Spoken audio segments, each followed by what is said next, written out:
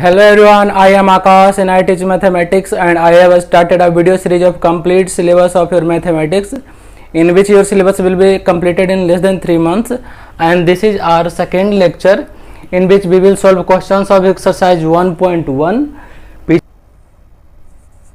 35 and 225। इसका HCF निकालना है। तो जैसा कि हम लोगों ने पिछली वीडियो में देखा था कि अगर जो यूक्लिड डिवीजन एल्गोरिथम हम लगाएंगे तब लगाना हो तब भी पहले हम इसको रफ में सोल्व कर लेंगे। इससे क्या होता है, इक्वेशन को लिखना आसान होता है। कुछ लोग डायरेक्ट सोल्व करके आंसर दे देने के लिए बता रहे हैं, तो ऐसा नहीं करना है, इसको रफ में सोल्व करना है और उसके बाद इक्वेशन को एज इट इज लिखना है जैसा यूक्लिड डिवीजन एल्गोरिथम में बताया गया है। तो सबसे पहले हम क्या करते हैं, इसको रफ में सोल्व करेंगे। चलिए इसको लिखते हैं, अप्लाइंग यूक्लिड्स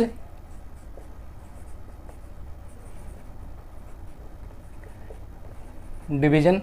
अब यहाँ पे क्या है, इसको सोल्व करना है यूक्लिड डिवीजन थ्योरम को यूज करके, लेकिन हम क्या कर रहे हैं, जब सोल्व करना स्टार्ट कर रहे हैं तो फर्स्ट स्टेप पे यूक्लिड डिवीजन लेमा लगा रहे हैं सोल्व करने के लिए।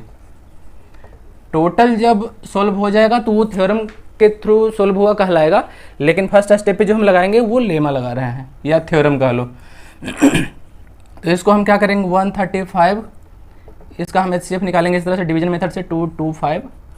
सबसे पहले एक बार में लग जाएगा 135, ये बच गया 0, ये बच गया 9, ये हो गया 0। अब क्या करते हैं, इसको फिर से हम बना लेते हैं डिवाइजर, जो रिमाइंडर बचता है उसको डिवाइजर बना लेते हैं और यहाँ जो डिवाइजर था उसको डिविडेंड बना लेते हैं। ये एक बार में फिर से हो गया 90, ये हो गया 45, फिर से रिमाइंडर 0 नहीं हुआ तो फिर से इसको हम डिवाइजर बना लेंगे और इस 90 को यहाँ लेके आ जाएंगे। अब ये 2 टाइम्स में 90 हो गया, ये 0। अब यहाँ पे सिंस ये 0 हो गया है इसलिए ये हमारा 45 आंसर होगा। अब लिखने के लिए कैसे मैंने बताया था आपको कि सबसे पहले क्या करना है, फर्स्ट स्टेप में इसको लिखना है, सेकेंड स्टेज में इसको लिखना है, थर्ड स्टेज में इसको लिखना है। तो इस तरह से हमारा 3 स्टेप बनेगा। अब हम इसको लिखते हैं, अप्लाइंग यूक्लिड्स डिवीजन लेमा। तो हम क्या लिखेंगे, 225 जो बड़ा नंबर होता है उसको हम A मानते हैं और छोटा नंबर होता है उसको B मानते हैं। 135 इंटू कोसेंट क्या होगा हमारा, कोसेंट हमारा 1 आया। कोसेंट को हमने राइट साइड लिखा है, कुछ लोग इसको ऊपर भी लिखते हैं, तो उसमें कोई फ़र्क नहीं, दोनों एक ही चीज़ है। अब ये 135 इंटू 1 प्लस में रिमाइंडर आता है, रिमाइंडर क्या है यहाँ पे 90। अब हम क्या लिखेंगे, सिंस रिमाइंडर यहाँ 0 नहीं है, since R is not equal to 0 so again apply Euclid's division lemma या थ्योरम। तो अब क्या सेकेंड स्टेप में क्या है, 135 dividend equal to 135 equal to dividend equal to divisor. यहाँ सेकेंड में क्या है, सेकेंड स्टेप में सेकेंड सर्कल में 90 डिवाइजर है, उसका कोसेंट 1 है प्लस रिमाइंडर कितना बचा है यहाँ पे 45, ये कर दिया। फिर से हम क्या देख रहे हैं, again R is not equal to 0 so again apply EDL। ठीक है, अब क्या है, सेकेंड स्टेप हो गया। अब थर्ड स्टेप में क्या है, हम इसको लेंगे। ठीक है, तो इसमें क्या है, डिविडेंड है 90 इक्वल टू क्या हो जाएगा, 45 डिवाइजर इंटू कोसेंट 2, 45 डिवाइजर हो गया, कोसेंट 2 हो गया प्लस रिमाइंडर 0 हो गया। अब रिमाइंडर 0 हो गया है, since remainder is 0 so HCF equal to divisor यहाँ पे जो है दैट इज 45, ये हमारा हो गया आंसर HCF। इस तरह से इसको हम सोल्व करेंगे। ठीक है, आई होप कोई कन्फ्यूजन ना हो। अगर जो कन्फ्यूजन होगा तो मैं अगर कोई कन्फ्यूजन हो तो कमेंट बॉक्स में आप लिखना, मैं उसको फिर से नेक्स्ट वीडियो में फिर से बता दूंगा। अब यहाँ पे आप गौर करो, क्वेश्चन तो सोल्व हो गया। जो चीज़ हमें थ्योरम में अगर हम इसको नहीं लिखते तो डायरेक्ट जो होना था वो चीज़ यहाँ पे है, बस बनाने के लिए सोल्व करने के लिए सोल्व हो चुका। लेकिन अब हम क्या देख रहे हैं कि ये जो 135 था यहाँ पे जो डिवाइजर था, नेक्स्ट टर्म में क्या बन गया, डिविडेंड, और जो रिमाइंडर बचा था वो बन जाता है डिवाइजर, वो यहाँ आ जाता है 90।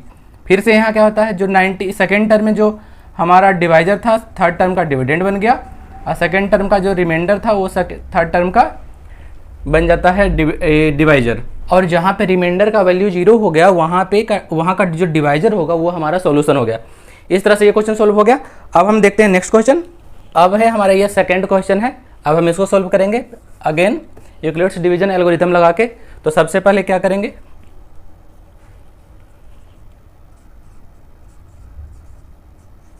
अप्लाइंग, शॉर्ट में हम यहाँ लिख ले रहे हैं यूक्लिड्स डिवीजन एल्गोरिथम। तो इसको हम रफ में सबसे पहले सॉल्व करते हैं, क्योंकि रफ में सॉल्व करने के बाद इसका इक्वेशन लिखना आसान हो जाता है। तो इसको हम डिवीजन मेथड से इसको सॉल्व करेंगे। 196 को 38220। अब क्या है, इसमें एक साथ तो पूरा डिवाइड हम नहीं कर सकते डिवाइड, तो जैसे होगा वैसे एक बार इसका डिवीजन करते हैं, उसके बाद हम जैसे HCF के लिए सॉल्व करते हैं वैसे करेंगे। ये एक बार में तो लग जाएगा 196, 12 में से 6 गया 6, 17 में से 9 गया 8, ये हो गया 186, ये लग जाएगा 9 बार, 9 छक 4 बाकी 5 6,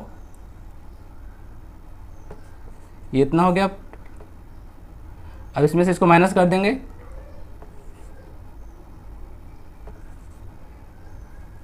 ये हो गया 0, इसको नीचे लेके आ जाएंगे। अभी कितना बार लग जाएगा,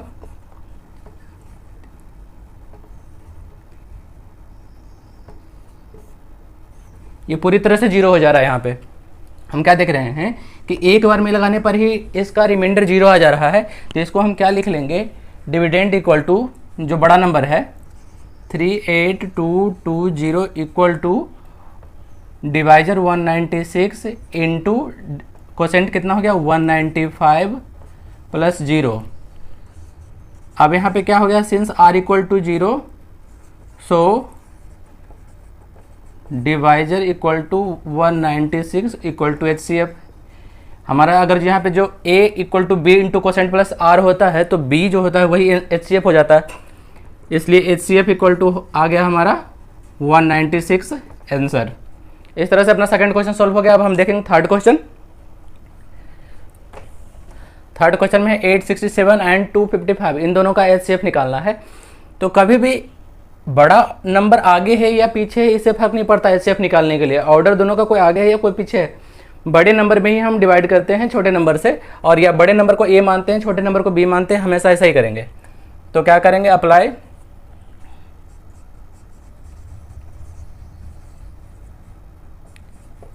UDL। अब इसके लिए पहले हम रफ में इसको सॉल्व कर लेते हैं।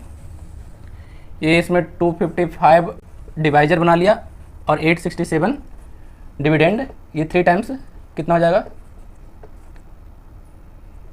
कितना हो गया 3 5 15, 3 5 15 16 7 इतना। अब क्या है, इसको माइनस कर दिया 2 0 1।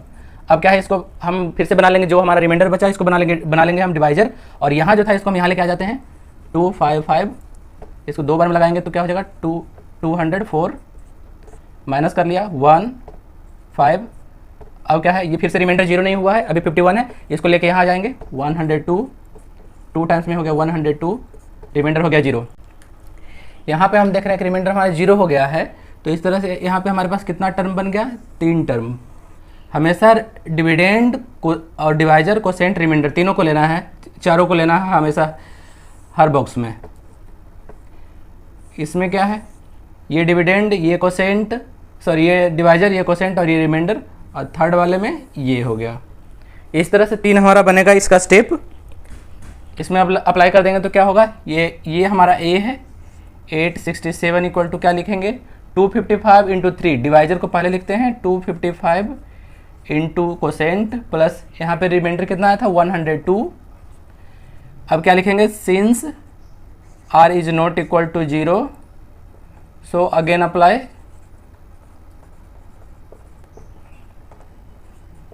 EDL।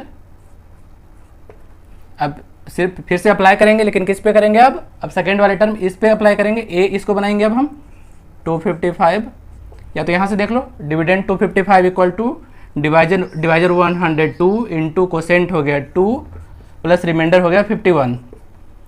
ठीक है, अब अगेन क्या हम देख रहे हैं, फिर से R 0 नहीं है,